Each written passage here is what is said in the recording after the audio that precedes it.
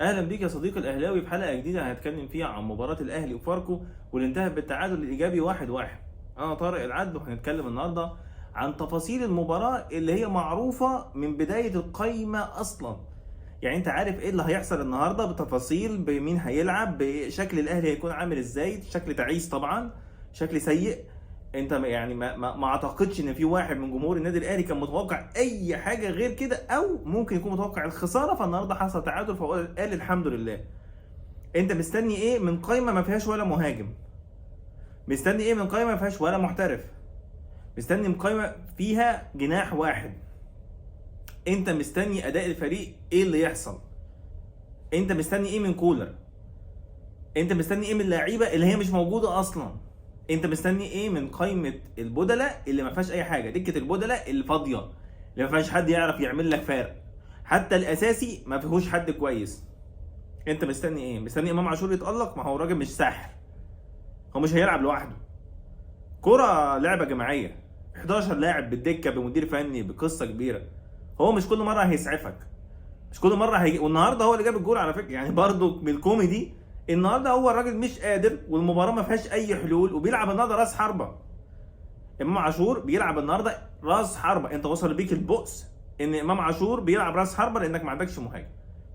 وسام ابو علي انت مريحه عشان ماتش بيراميدز، قمت متعادل الماتش ده واحتمال كبير تروح تتغلب، لانك انت رايح بالمستوى ده والاداء ده والقائمه اللعيبه دي وعاوز تغلب بيراميدز اللي هو ماشيه معاه كويس واداؤه ماشي ممتاز. لا، وعنده في كل لاعب 3 4، وعايز تروح بقى باللعيبه دي بالاستاف ده كله يعني انت شايف الاداء عامل ازاي النهارده؟ انت شايف يعني اداء النهارده، انا مش عاوز اقول لك يعني ايه. اداء مخيب، على اداء محبط، على اداء يقرف، على اداء بص يكرهك في الكوره اصلا. مستني ايه؟ انت مستني ايه؟ هو ده، دي نتيجه يا جماعه. احنا قاعدين يعني عمالين كل مرحله اسوء باللي بعدها. عايزين صفقات بنمشي. يعني انت بتتكلم انت عاوز تجيب صفقه؟ لا لا لا، مفيش صفقات. احنا هنمشي لاعب كمان. كهرباء هنمشيه خلاص، هو راح اعاره، يلا بقى نشوف. العب بقى من غير مهاجم. يلا نمشي بقى كمان، ماشي الشناوي، ماشي شوبير، نلعب من غير حارس. يلا نشوف بقى، نقعد نخترع بقى. كله وحش، كله وحش يا جماعه، كل حاجه وحش، كل حاجه معروفه ايه اللي هيحصل. والتشكيل نازل قبل التشكيل ما ينزل، وانت عارف انت عارف السيستم المباراه هيكون ماشي ازاي. هو عارف ان هو ماتش مقرف، ماتش مش هيبقى فيه حلول، ماتش مش هيبقى فيه لعيبه. الدكه هتنزل ولا كانها حاجه، عملت تبديلات قد كده ولا حد هيسعفك.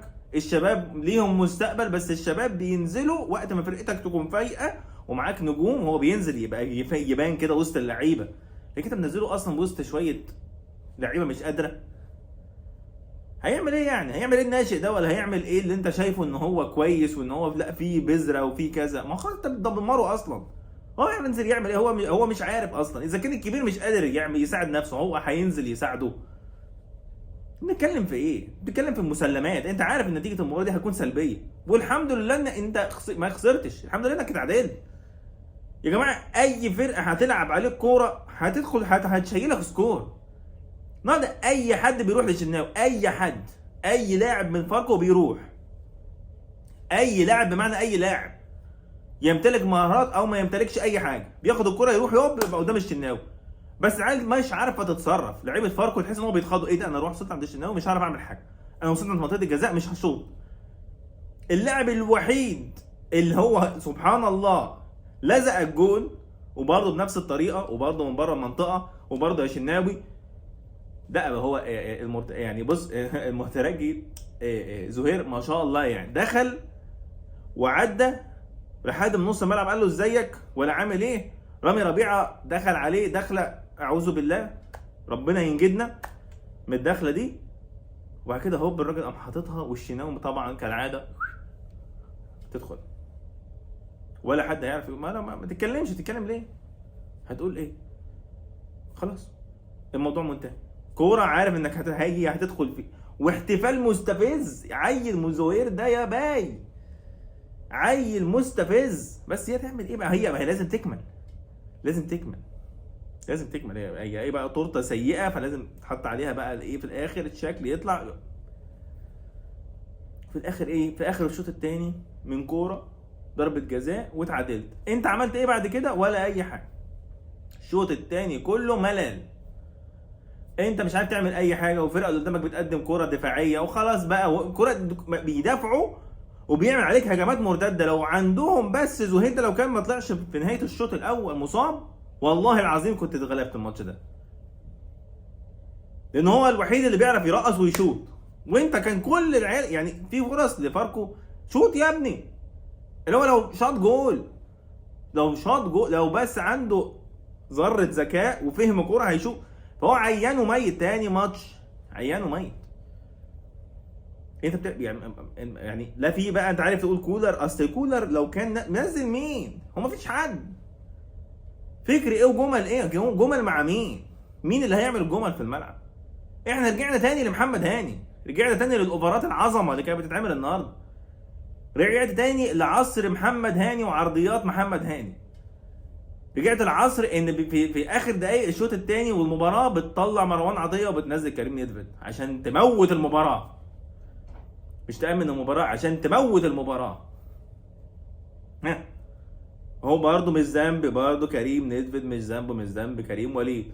هو اللاعب موجود في النادي الاهلي وبينزل يلعب في النادي الاهلي، مش هيجي في مره يقول لك والله لا انا اسف انا مش هلعب، بس الجمهور مش عاوزني. اصل طارق في فيديو من الفيديوهات قال انت انا مش عاوزك، ما تلعبش معايا، ما تلعبش الفريق يا عم، ما بحبكش. مش هيقول كده، ما هو لازم يلعب، لازم يلعب يا عم. ايه اللي يعني برضه هنرجع بقى صفقات 22 النهارده يناير، قبل القيد الافريقي في نهايه الشهر، قبل القيد المحلي 8 فبراير. ها هنعمل ايه؟ ما فيش حاجه، ما تسمعش اي حاجه. ان شاء الله فرج ربنا قريب، وان شاء الله هنجيب صفقات، نوعدكم ان شاء الله في خير جاي. امتى بقى مش عارف، بس هو في خير جاي. بس يعني ده ملخص المباراه حقيقي. إيه؟ انت الصداره بتروح منك او اوريدي هتروح من خلاص، راحت باي. هتروح ماتش بيراميدز، هتروح بده؟ هو مفيش حل يعني. هو انا مش عارف بقى ايه اقول له هتروح بده فهو يروح لا هو ما قداموش حاجه، هو هيروح فعلا يبقى يروح بده. هو يروح بده، بس معاهم وسام اللي انت مريحه الماتش ده عشان ما تتغلبش في ماتش بيراميدز، عشان يكون جاهز الماتش بيراميدز. فانت خسرت نقطتين، هتروح بيراميدز تقوم خسران 3، تخسر 3 نقط يعني. فهو ماشي يا سيدي، اصل ماتش دوري، كنت لاعب وسام النهارده نضمن ال3 نقط، وبعد كده نشوف بقى ماتش بيراميدز تنزل تقفل تتنيل تعمل اي حاجه، نشوف هنعمل ايه في الماتش ده.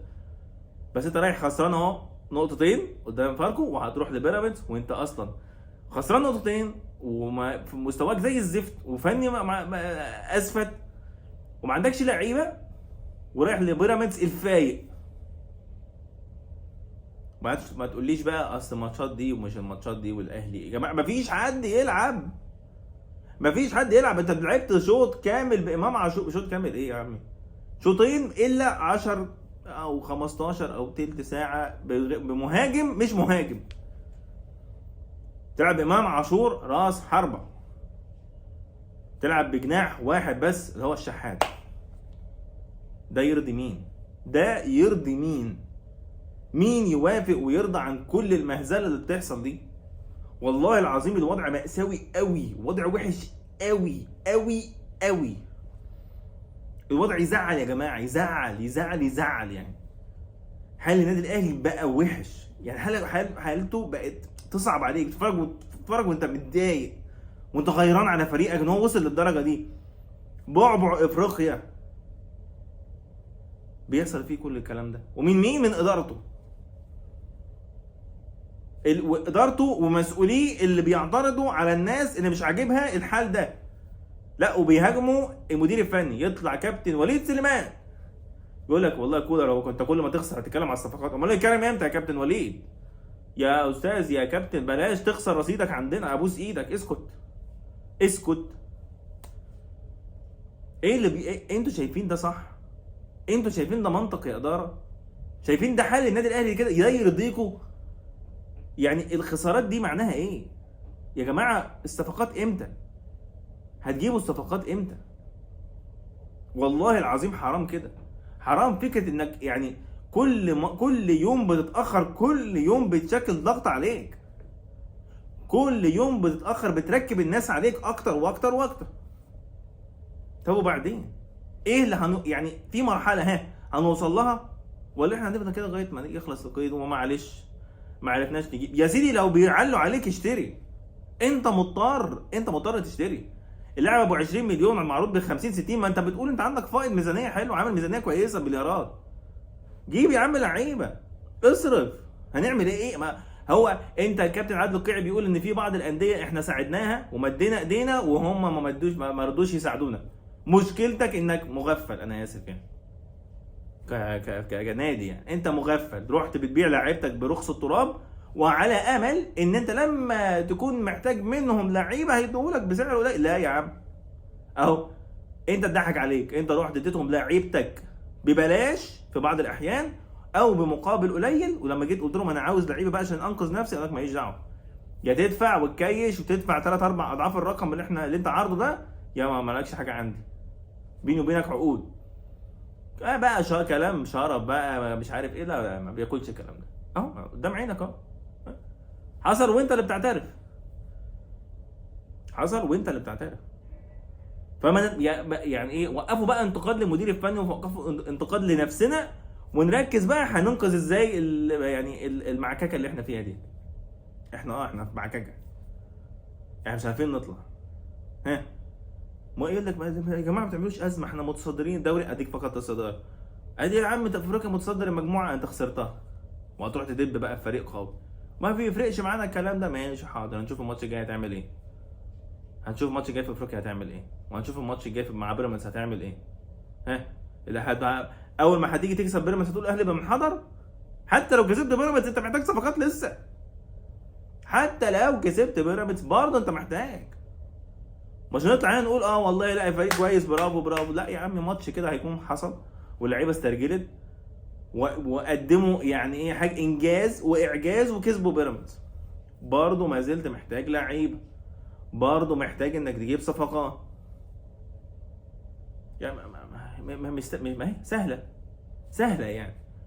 ماتش كله ما فيهوش غير لقطه امام. يعني عايز تمسك حاجه بقى كويسه في الماتش ده، امسك لقطه امام. شكرا يا امام انك برضه رحت قلدت الاحتفال بتاع زهير المستفز وكبسته وهو قاعد بره. بس شكرا. ايه بقى حاجه تانية؟ لا والله لا. طب قول بس، قول في اللي حصل. قول مثلا يمكن في لاعب عمل حاجه مش عارف ايه، حته جمله فنيه. لا مفيش حاجه. هنعمل ايه؟ 11 لاعب نزل، بعد كده نزل مكانهم لعيبه تانية في تغييرات. ما فيش اي فرق. كور بالونات وعرضيات ورأسيات بره وكور مش عارف ايه، ولا تقلش ولا مش عارف ايه، وتروح كور على الشناوي. بس ما فيش اي حاجه عدله يعني. مفيش اي حاجه تتقال. ربنا يستر باللي جاي، وربنا يستر من ماتش بيراميدز. ماتش بيراميدز ده هيكون ماتش صعب قوي قوي قوي. ولو اتهزمت فيه هزيمه كبيره 3-0 ولا 4 ولا حاجه، كارثه بقى، مصيبه سودة بقى، مصيبه هتدمرك نفسيا، هتوقعك في الارض، بص هتهدك هد كده. ربنا يستر. ما اعرفش الماتش الجاي هيكون ماشي ازاي الصراحه. احنا هنعمل فيه ايه؟ الاداء المعفن اللي احنا شفناه ده لو لعبت قدام بيراميدز انت باي. ربنا يستر من اللي جاي. نتقابل ان شاء الله.